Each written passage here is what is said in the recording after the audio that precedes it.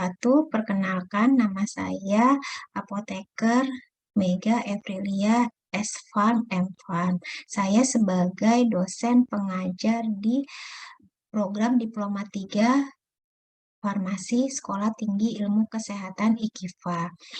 Di sini saya akan menerangkan rangkaian pembelajaran yang saya lakukan di eh, Stikes IKIFA ini. Sebelum saya menerangkan rangkaian pembelajaran yang saya lakukan, saya akan menjelaskan mata kuliah yang saya ampu. Di tahun akademik 2020-2021 di semester ganjil, saya mengampu mata kuliah farmasetik praktikum farmasetika dasar sebanyak 5 kelas dan perundang-undang kesehatan sebanyak 4 kelas. Di tahun akademik yang sama 2020-2021 di semester genap, saya mengampu mata kuliah praktikum teknologi sedia semi solid sebanyak 4 kelas dan kimia organik sebanyak 5 kelas. Di tahun akademik 2021-2022 semester ganjil saya mengampu mata kuliah praktikum teknologi steril sebanyak 5 kelas dan perundang-undangan kesehatan sebanyak 4 kelas. Di sini saya akan menerangkan proses pembelajaran yang saya lakukan. Di sini saya harus bisa yang saya harus menularkan kepada mahasiswa saya beberapa proses yang saya harus lakukan. Yang pertama adalah membuka dan menutup perkuliahan. Di sini saya harus bisa memotivasi mahasiswa untuk mengikuti proses pembelajaran yang dilakukan di dalam kelas. Dan di sini gunanya untuk menguatkan mental. Yang berikutnya adalah mengadakan variasi. Di sini variasi yang saya lakukan adalah misalnya menegur mahasiswa atau membuat suasana belajar lebih menarik atau dengan gerakan badan atau kontak pandang mata. Yang berikutnya adalah menjelaskan materi yang harus didapat mahasiswa pada hari itu. Yang berikutnya adalah memberi penguatan. Saya harus memberikan penguatan kepada mahasiswa, merespon tingkah laku mahasiswa atau merespon pakaian mahasiswa mungkin bagus atau baik atau tepat atau dengan anggukan atau dengan acungkan ibu jari atau menjabat tangan. Yang berikutnya adalah bertanya. Di sini saya harus memacu mahasiswa untuk bertanya, tidak malu untuk bertanya atau mengomongkan gagasan atau ide. Yang berikutnya adalah memimpin diskusi kelompok kecil. Di sini gunanya adalah untuk agar mahasiswa dapat memecahkan masalah kecil yang mungkin terjadi di sekitarnya atau memecahkan masalah dalam ruang lingkup yang kecil. Berikutnya adalah mengelola kelas, yang artinya menciptakan kelas itu secara kondusif, ya, terhindar dari perilaku-perilaku yang menyimpang.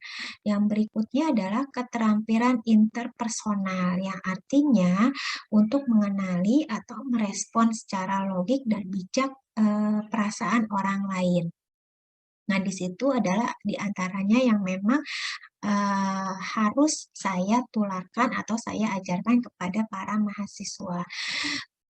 Kemudian pada saat pertemuan minggu pertama perkuliahan berlangsung, biasanya saya akan memberikan kontrak perkuliahan.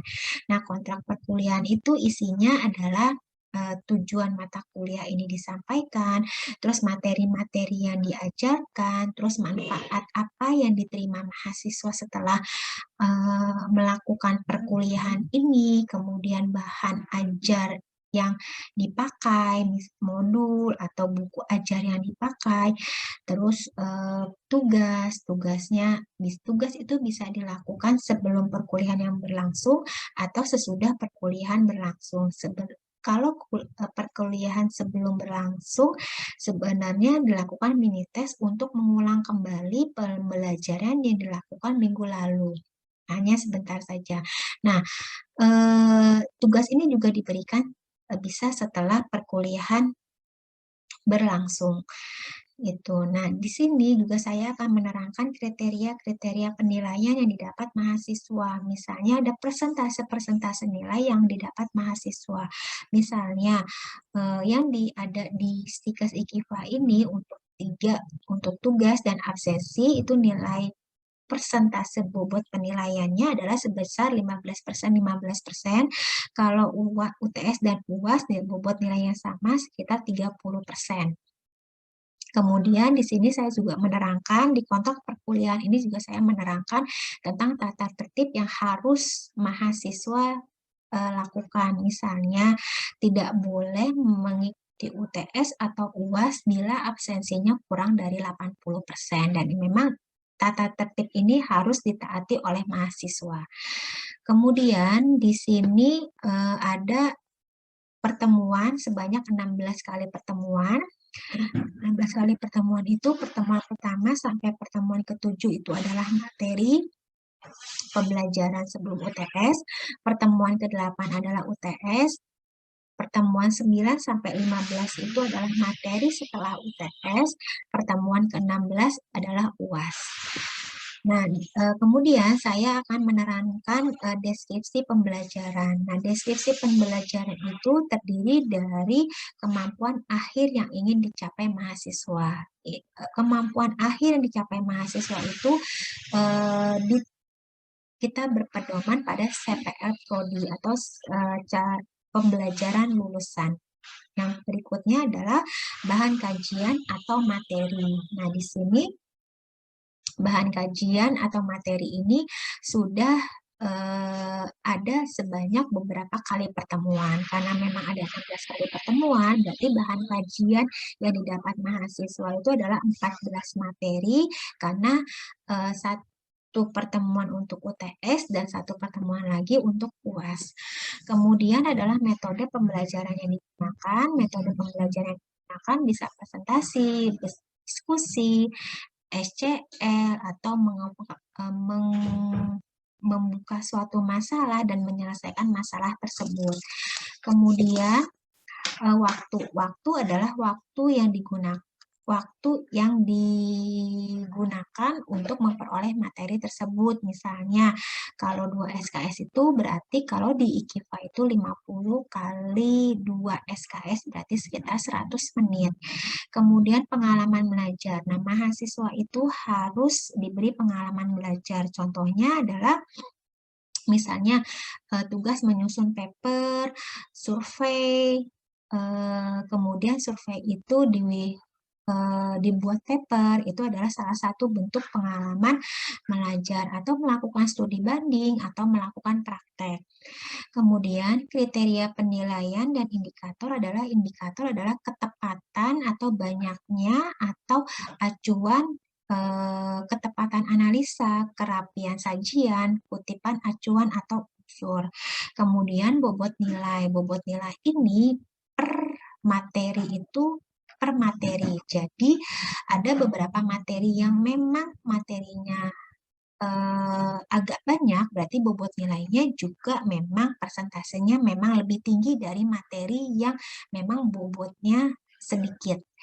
Kemudian adalah referensi. Nah, referensi ini berarti pustaka-pustaka apa aja yang harus mahasiswa cari atau lihat untuk memperkuat materi bahan ajar ini. Cukup sekian dari saya. Itu adalah beberapa deskripsi pembelajaran atau rangkaian pembelajaran yang saya lakukan dalam satu semester. Assalamualaikum warahmatullahi wabarakatuh. Selamat siang untuk semuanya.